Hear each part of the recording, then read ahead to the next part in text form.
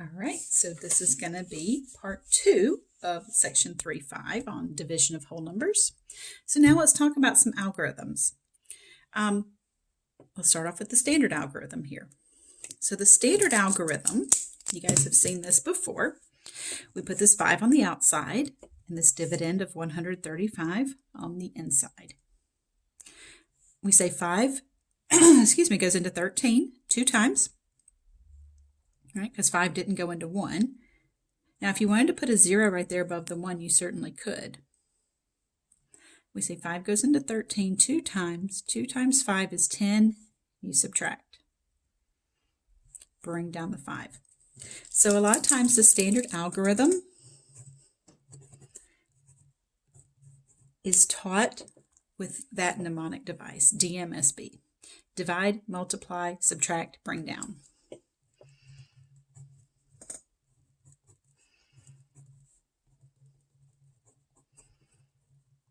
Just to kind of give the kids some steps to follow. So we bring down the 5 and then we repeat. 5 goes into 35 7 times. 7 times 5 is 35. Subtract 0. It's really important when you're doing the standard algorithm that you line up those place values.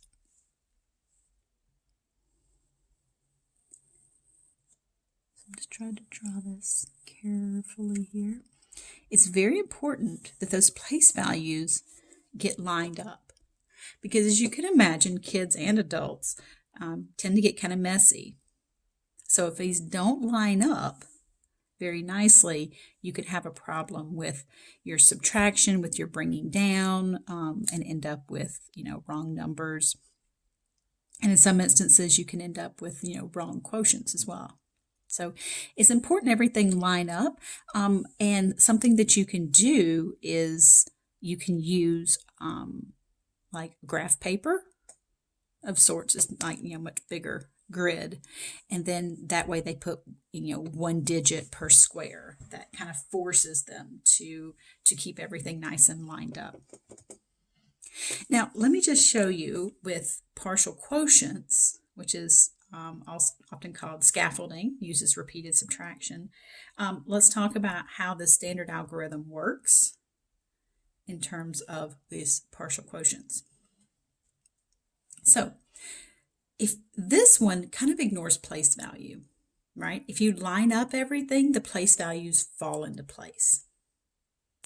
Here, this does not ignore place value. This very much utilizes it.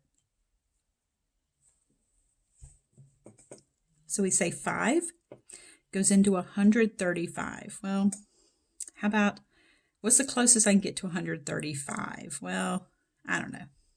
Let's just say 20. Okay. And not necessarily the closest, but let's just get close.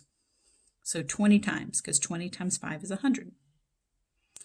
Well, I can take away that 100 and I get 35. All right, well, 5 goes into 35 7 times. So then I can take away that 35, that's 7 times 5, and I get 0. So over here, I made a note that this was the 20 groups of 5, and this is the 7 groups of 5. So I end up with a total of 27. Same quotient. But here, we looked at it up here as 5 went into 13. It's not really 13. It was how many times does 5 go into 130? And that was 20 times. That 2 in that tens position there, that's really a 20. And 20 times 5 is 100. We just don't write that 0 right here. That's why this is always a bring down, because this would always be a 0. So what this does is this utilizes place value a lot more and does this whole repeated subtraction thing where we just kind of repeatedly take away groups of 5 until nothing's left. Or, sorry, it's not you guys, or until whatever number here is less than 5. Is left. That remainder, doesn't have to be 0. So this one, like I said, this scaffolding going up or this repeated subtraction, sometimes these are used together. I've seen them used separately, but I tend to always just kind of use them together. Another example of scaffolding, let's do a bigger example, right? That one wasn't quite as impressive. This one, I wanted to do one that was a little more, like kind of thing. So with this one, 5 going into 2971, 5 goes into 29. How many times? Well, I did this one a little different. I said, all right, how about if I just pick 400 first? Because I know 5 times 4 is 20. So that 400 would give me a nice 2,000 to subtract off. Then I get 971. All right, well, how about 100? Because that'll give me a nice 500 to subtract off. And I get 471. All right, so 90, because 9 times 5 is 45. Subtract that off, you get 21. All right, 5 goes into 21 4 times. So what I ended up with is this, all these groups of 5 that total up to be 594. And I realize that that is a super convoluted way of doing it. And you're probably thinking, holy crap, just do the standard algorithm. Yeah, but it's nice to see why that algorithm works, especially if you have a student who is struggling with it, that sometimes just seeing how it works or just doing something that maybe works better with their brain, like maybe this repeated subtraction and this multiplication by powers of 10 really works with their brain, then this might be a better approach to start with. Another one that's kind of cool is something called short division. Now, all this does is take the standard algorithm and it just does the subtraction mentally. So I realize right here it just looks like a hot mess, so I left one blank so we could do it together. All right, so here's what we're going to do. 6 goes into 38. How many times? Well, 6 times, right? 6 times 6 is 36. But what you're going to do here is you're going to do that subtraction mentally. So 38 minus 36 is how much?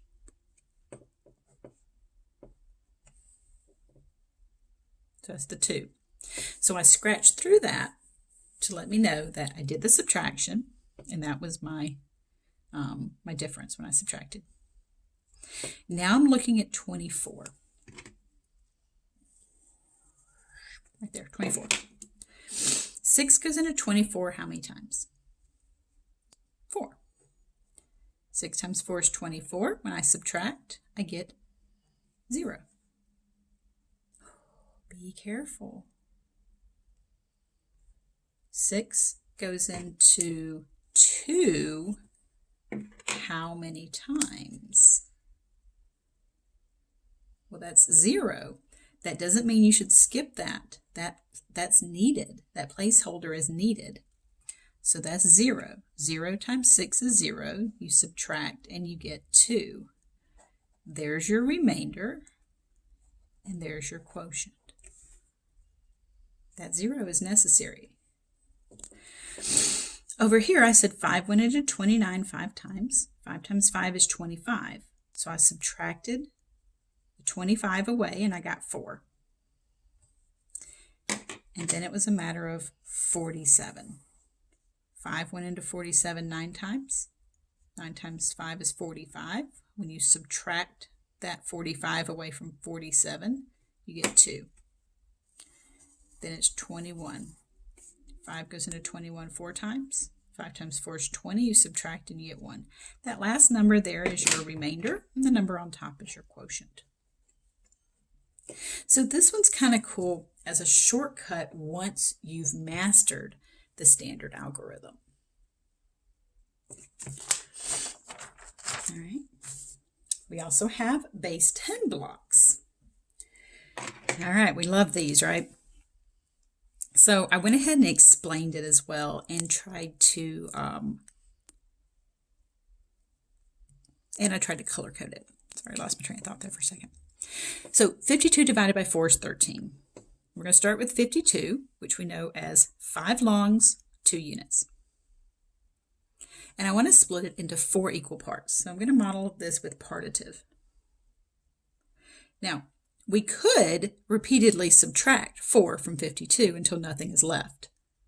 That would take a minute, right? And take a while. So let's not do that.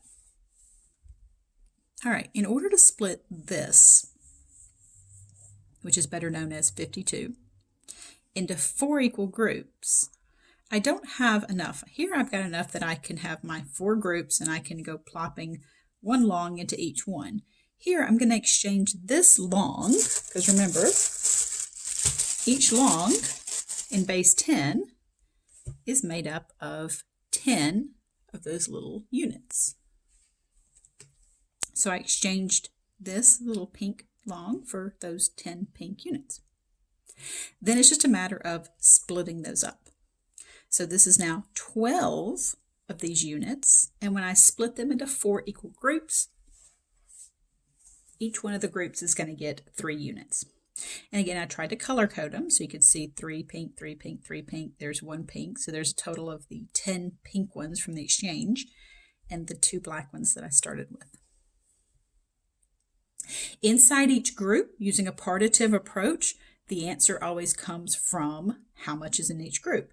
And each group has 1 long, 3 units, which is better known to its friends and relatives as the number 13. All right, let's talk about division with other bases. This is way more challenging than the addition, subtraction, or multiplication in other bases. So what we're going to do is we're going to use base blocks for this. We're not going to try to use any other algorithm just because it's really, really messy. If the divisor is a single digit, now what do I mean by that? Remember the divisor, when a problem's written like this, the divisor is that second number. If the divisor is a single digit, we're going to use partitive because we're going to be able to split the total into that many groups. If the quotient, remember that's the answer to a division problem, if that quotient is a single digit, then we're going to use repeated subtraction because that single digit tells us we can repeatedly subtract that many times. All right, so I went ahead and started doing this. Now I said that we were going to use base 10 blocks. I actually misspoke by saying that because if we're in other bases, we're going to use base 5 blocks. So base 10 blocks, this flat is 10 by 10, which is 100. This long has 10 of these little units.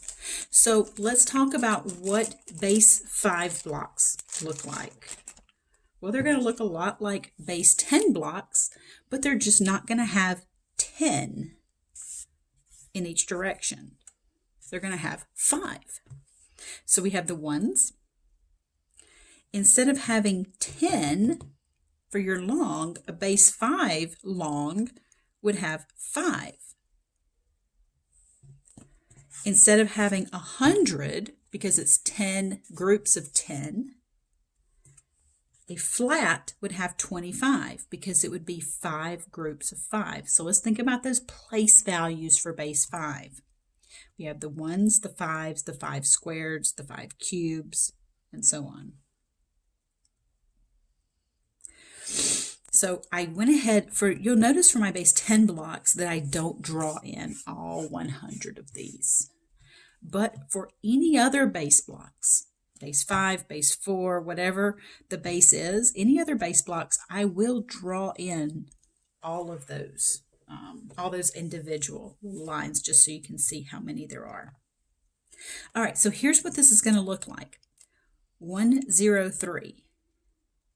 103 is 1 flat, 0 longs, and 3 units.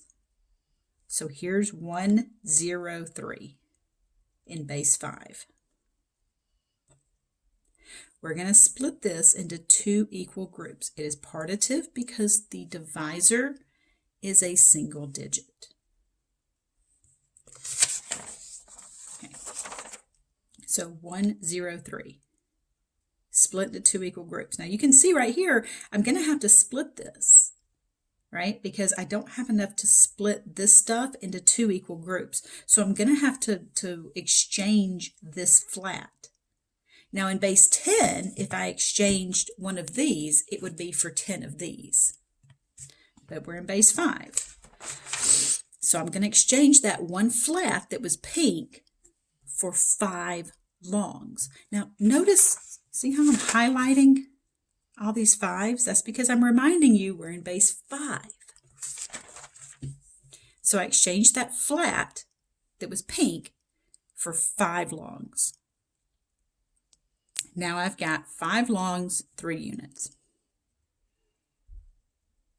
Now, I said that one flat that was 25. That's because there were 25 total little squares on it. And if you count them here, there's 5 here, 10, 15, 20, 25. There's my flat that was 25. I still can't split this into two equal groups. So let's exchange one of the longs, that's why I shaded it in blue, for some units. Now because it's base 5, I'm going to have to exchange that one long for 5 units. Okay, so now I've got 1, 2, 3, 4 longs and 1, 2, 3, 4, 5, 6, 7, 8 units. I can split these into two equal groups. Each group will have 2 longs and 4 units. That makes my quotient 2, 4, base 5. Like I said, this is really, really messy when it comes to division with other bases. All right, let's do another one. Let's do base 4. Base 4 blocks. Here's what they look like. They look like 1s, 4s, 4 squares. So remember, we're talking about base 4. So all of this comes back to the number 4. Now, in this case, the quotient is a single digit, so I'm going to use repeated subtraction for this one. So I'm going to start with 130 base 4. That is 1 flat, 3 longs, 0 units.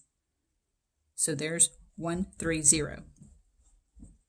I'm going to repeatedly subtract 3, 2 until nothing is left. 3, 2 is 3 longs, 2 units.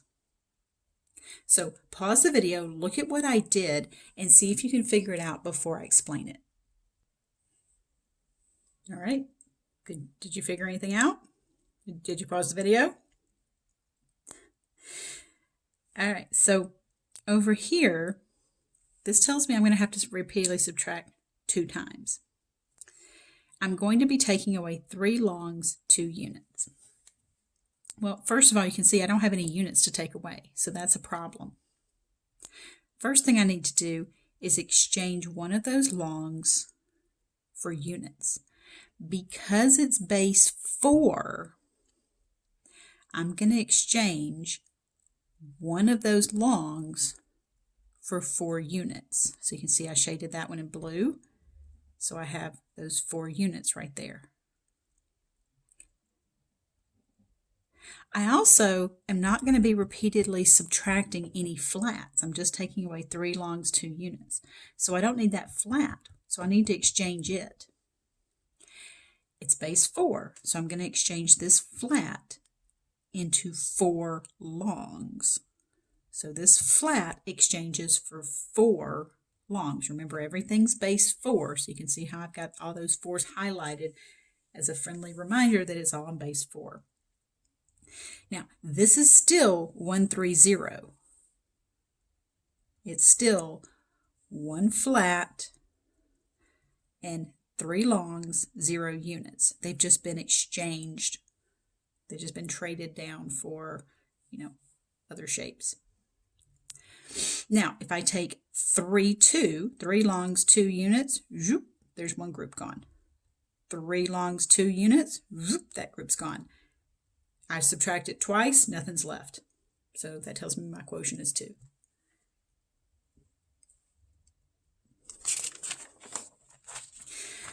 Okay, some mental division techniques. When it comes to dividing this stuff in your head, you can use some compatible numbers.